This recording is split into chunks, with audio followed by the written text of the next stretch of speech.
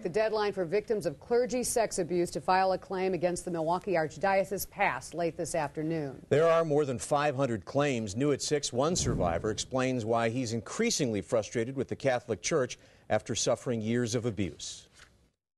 He attacked me once in the sacristy after a mass.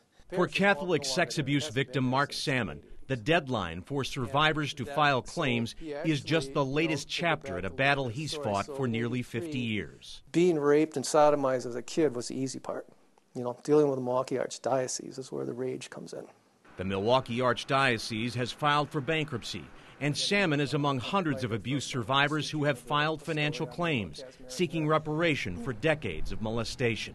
As part of the U.S. bankruptcy court order, abuse survivors had to fill out this multi-page form, including details of how they say they were sexually abused in the church. Salmon accuses the diocese of trying to deny claims like his by arguing the diocese isn't financially responsible for abuse carried out by local priests or teachers not directly employed by the diocese. For example, when they say they have 43 known perpetrators that they put on their list, that's only half of who they have.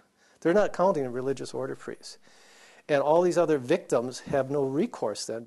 We feel pretty sure that by the end of the day, by our deadline this afternoon, we're going to top about 500 claims.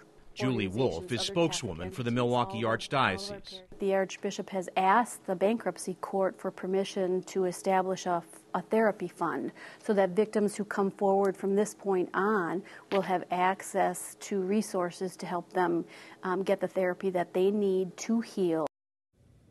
There's a hearing scheduled for next week in U.S. Bankruptcy Court that will set the stage for which claims from abuse survivors will be allowed to move forward as part of the payout in the bankruptcy settlement.